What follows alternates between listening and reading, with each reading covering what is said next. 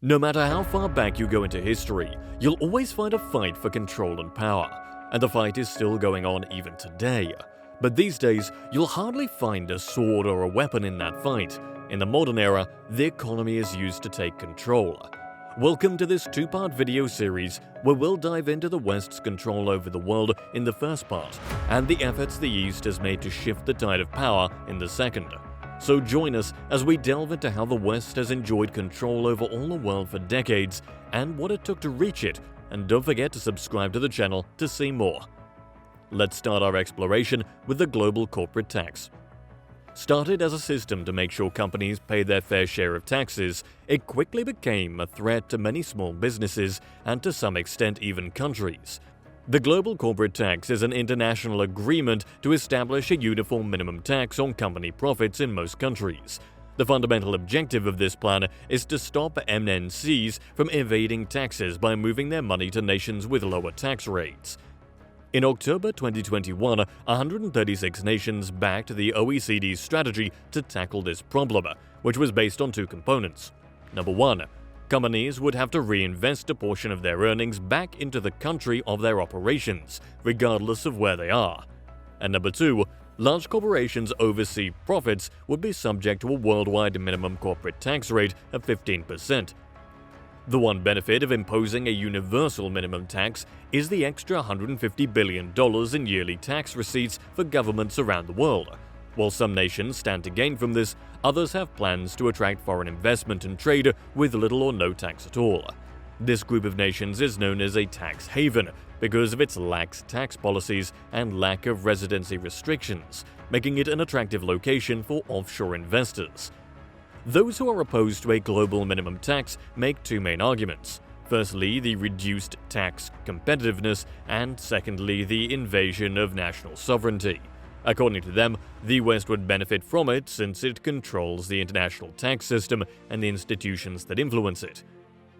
It's pointed out that the OECD, the organization in charge of guiding the negotiations, is heavily skewed towards rich and industrialized nations, primarily located in North America and Europe. On top of that, they point out that the world's tax agenda is heavily biased towards the United States, thanks to its massive economy and abundance of multinational firms. And that's not even the worst part. Western companies that want to move to a lower tax country like the UAE, Singapore, or others face several challenges that restrict them from leaving the West. One of their biggest challenges is the global tax system, which taxes US corporations' worldwide income regardless of residence or place of business. And lastly, the United States maintains a network of tax treaties with other countries, allowing for the exchange of information and cooperation on tax matters, which makes it more difficult for US companies to move to a different country. As a result, taxes become a source of control in the global economy, and, for better or worse, global growth as well. Many developing countries are facing difficulties with sanctions put against them, which are purely hypocritical. The West has been eager to take and keep control of the world, and one way was by imposing a carbon footprint tax, which has kept a lot of developing countries away from growth. Environmental protection and carbon footprint taxes are becoming more popular in the West because people there understand that climate change poses a grave danger to Earth and its inhabitants, and that we must act quickly to curb emissions of greenhouse gases. To discourage the use of these gases, a policy known as a carbon tax was imposed, which has made them extremely expensive.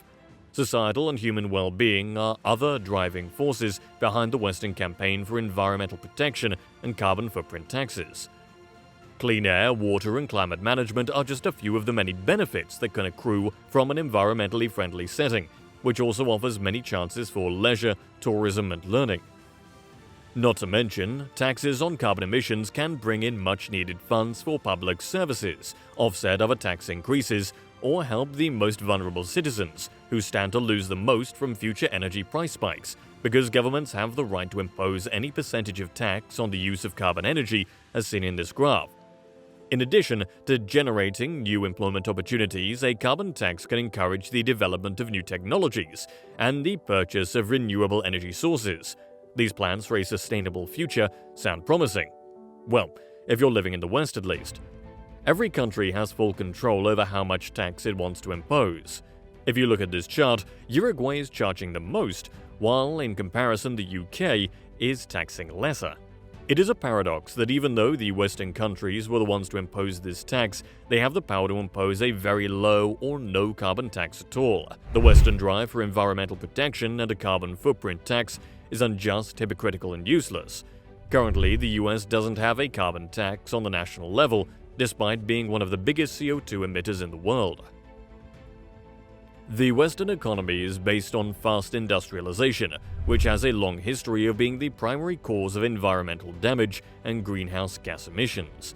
Developing nations are still fighting for economic growth and poverty reduction, and critics say the West is attempting to impose its environmental standards and preferences on them. According to these people, developing countries should have equal rights to grow in the same way that the West has, and the carbon tax or other environmental rules should not hurt or limit their growth. Not only that, the West has not kept its promises to help poor countries deal with the effects of climate change and make the switch to a low-carbon economy by giving them money and technology. There are a lot of different points of view on the Western push for a green environment and a carbon impact tax, as well as what these ideas mean for developing countries. There's no easy or clear answer to the questions of how to balance the goals of environmental protection and economic growth, or how to divide the costs and benefits of taking action on climate change. But there are several ways the West can tackle this problem. For example, helping developing nations skip the carbon-intensive stages of industrialization, reach green growth, and promote the creation and spread of environmentally friendly technology and inventions, or improving the competence and abilities of local players and institutions and lowering the expenses of obtaining and transmitting such technology can help make this a reality. But so far, the Western world has done nothing to really help developing countries. The developing and underdeveloped countries are forced to pay extra for the resources they eventually would have to stop using. COP28 UAE is the first foundation led by corporations and countries which has some promise, but too early to see if it is another form of control. What's worse is that taxes aren't just controlling the corporate sector and global economy. The US even has a strong system of soft power with its currency. Using these other strategies, the dollar has been dominating international trade for a long time. In 1994, right after World War II finally ended, the United States became the preeminent economic and military force in the world.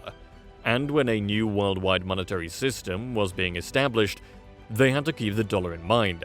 At the Bretton Woods Conference in New Hampshire in 1994, delegates from 44 allied nations gathered, and the deal fixed the value of the US dollar at $35 per ounce of gold and made it the reserve currency of the world. Other nations committed to pegging their currency rates to the US dollar as part of the Bretton Woods Agreement. The result was that other currencies were tied to the US dollar, making it the anchor currency for the global economy. Other currencies gained faith in the US dollar after the US government pledged to swap dollars for gold at a predetermined rate. But as you can imagine, things weren't as simple as they seemed. The US saw this as a brilliant opportunity to strengthen their position currency, as they would continue to do throughout history. The 1973 oil crisis led oil prices to rise rapidly, and major OPEC members like Saudi Arabia and Iran cut back on oil production. In response, the US made a deal with Saudi Arabia and other oil-producing countries to price oil in US dollars. This meant that countries needed US dollars to buy oil, which made the currency even more valuable, resulting in more dollars making their way into foreign exchange markets and US Treasury bonds, which buyers saw as safe places to put their money, creating a positive feedback loop that made the dollar even stronger in foreign trade. By the end of 2022, the US dollar was dominating as the currency of foreign exchange reserves worldwide, accounting for 59% of the entire reserve. As a result, holding significant sums of dollars became common across the world, since it was the currency of trade, with Eastern countries keeping more dollars in their foreign reserves compared to any other currency. Because of its high domestic investment and consumption demands compared to its exports, the United States has maintained a trade deficit since at least the 1960s. Numerous nations have resorted to low-interest borrowing or increased money printing to cover this shortfall. Still, this has had the unintended consequence of heightening inflationary pressures and gradually diminishing their buying power. But It was necessary for them. Not only was the dollar the currency of trade, but the Federal Reserve's monetary policy also played a big role in the dollar's popularity.